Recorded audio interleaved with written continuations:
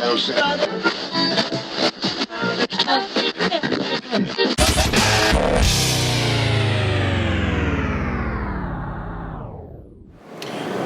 hey there. Welcome back to Richard's Toy Room. We go off of toys a little bit again this time.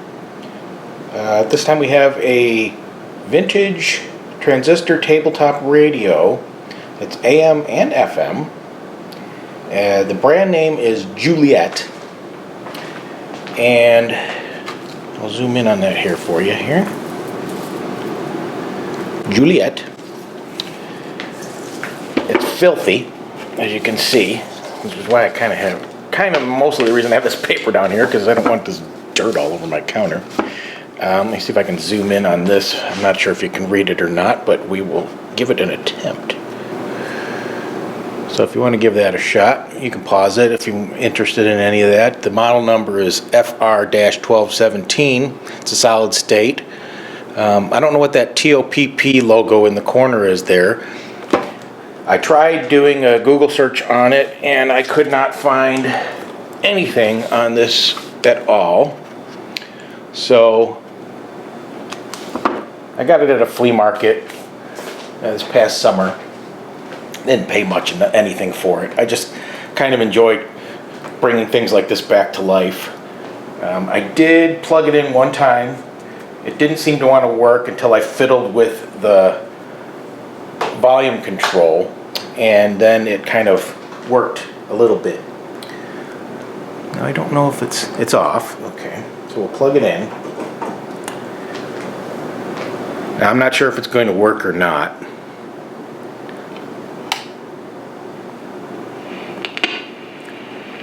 See, it's got definitely needs that volume pot cleaned.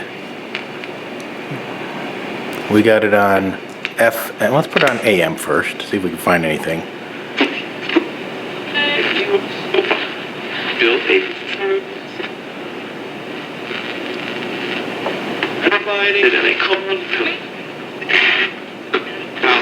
These valves will lead the hidden signs of aging and help maximize the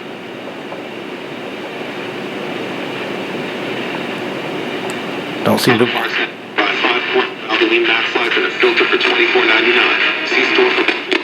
It doesn't seem to want to pull in a lot of AM stations around here anyway. But let's try the FM. It's got an antenna here for FM.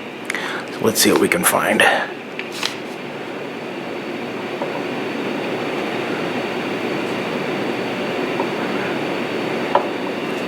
Nothing.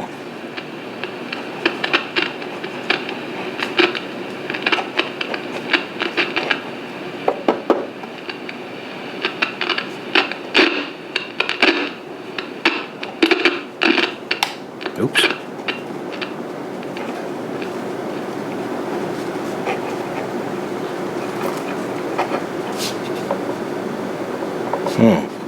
Didn't like that, whatever happened there.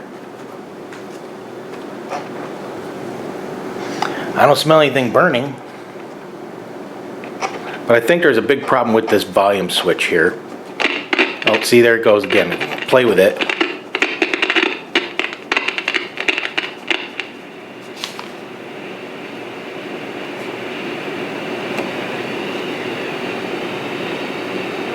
Anyway, so we're going to attempt to get this working properly. I may end up putting new electrolytic capacitors in it, since they've got to be at least 40 years old, if not maybe 50. I'm guessing this thing is probably late 60s. Just kind of has that look to me. So we're going to completely disassemble it. We're going to obviously clean this pot. Most likely I'm going to replace the electrolytic capacitors in it, and I'm going to totally restore this cabinet, clean it all up, and I'm going to try to redo this chrome finish around the borders of the front here. And so that's about it for now. So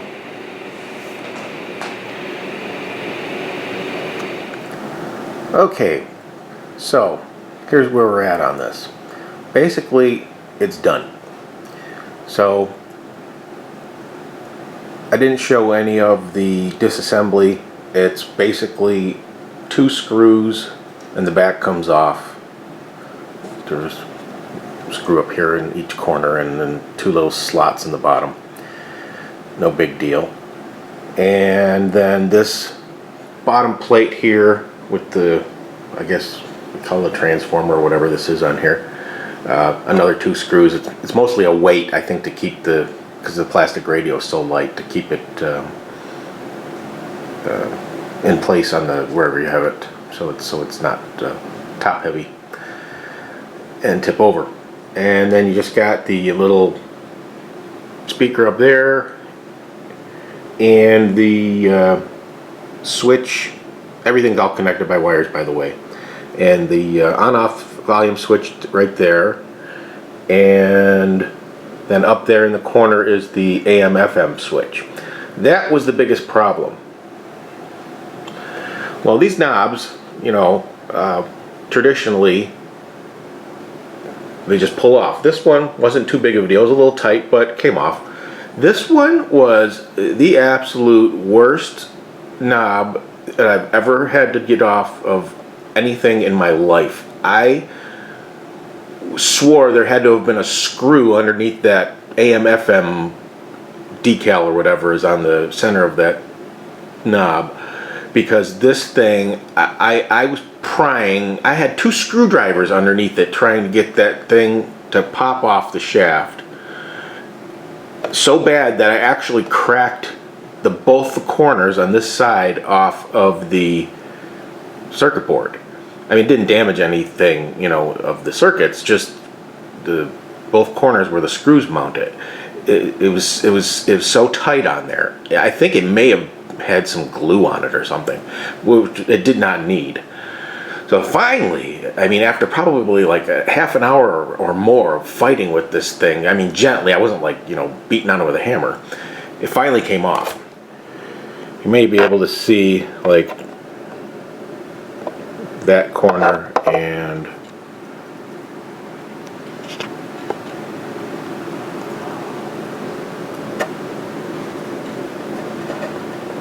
that corner up there, those 2 screws. I epoxied them back on. Anyway, the other problem was that switch right there is screwed from the other side. Up here. As you can see, there's no screws. That's a decal, which they put on after they put the switch in. Lovely. So I had to bend back the little tabs, 4 tabs on each corner, and pull that switch out of its housing, which wasn't a big deal going out because, you know, it had dirt on it and everything was stuck together. But when I cleaned it and went to go put it back together, all the little contacts and the red knob wanted to keep falling off. It was a pain in the you-know-what just trying to get that stupid switch back in. So anyway, it eventually all got apart. I looked at it. Nothing looked bad. I just cleaned it off. I decided, since it was such a cheap radio, I was just going to try cleaning that switch and cleaning that switch and see if I could avoid having to drop any money into it by replacing all these capacitors. I mean, not that they're that expensive, but I just don't think it was worth the effort or the money, even if it would have cost me like $5 or $10 worth of capacitors. But it's a cute little radio. And now I still have, I've got a chrome pen on order. I want to redo this chrome around here, make it a little shinier. Alright, so basically, except for touching up the chrome around here, this is the finished product. Here's with the back on. It's all clean. The FM antenna.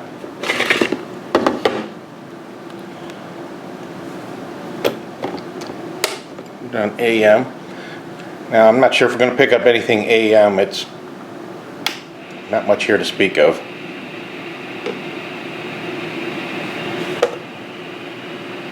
In the preliminary judgment injunction that is allowing Cowboys running back Ezekiel Elliott to play during his 6-game suspension. The NFL will now wait to hear from the Fifth Circuit Appeals. The NFL filed an appeal in that court last week. Tonight, Monday night. I mean, that's only up to 4. This dang thing is really loud, actually. 5 years, 1-0 Lions. So anyway, well, let's see if we can get another station. Game to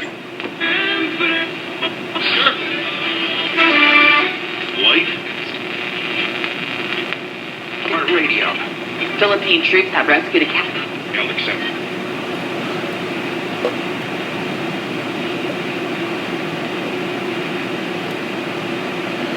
Nothing with music, so let's try FM.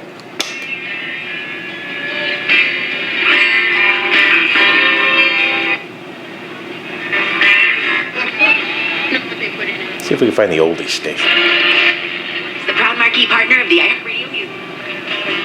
Before I am through, I want to be yours, pretty baby.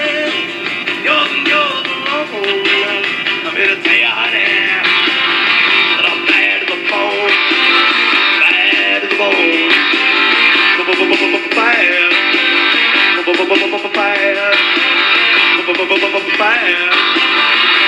Bad to the bone. 1,000 reasons why, and I know you. 20 pounds a month. It's safe to leave Creighton ready to begin.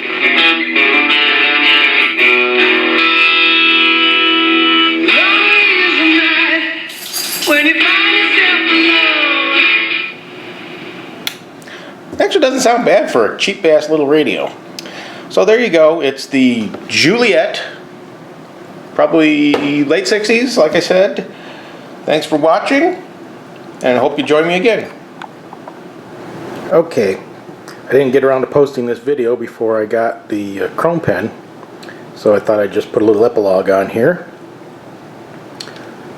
I touched up all the chrome around the perimeter here. I think it looks pretty good. Now, I have heard that there are some issues with this durability of these chrome pens, but it looks way better than paint. It's Molitor liquid chrome. I got the 2mm tip because I wasn't sure which one to get. They come in three different sizes. So they're not cheap, but I think they'll do well for my purposes, especially when I get back to doing my model kits. But I just wanted to show you what it actually looks like on there. I mean, I think you'd be kind of hard pressed to tell that that wasn't original chrome finish on there. So anyway, that's it. Hope you enjoyed the video. Subscribe, tell a friend, come back for more.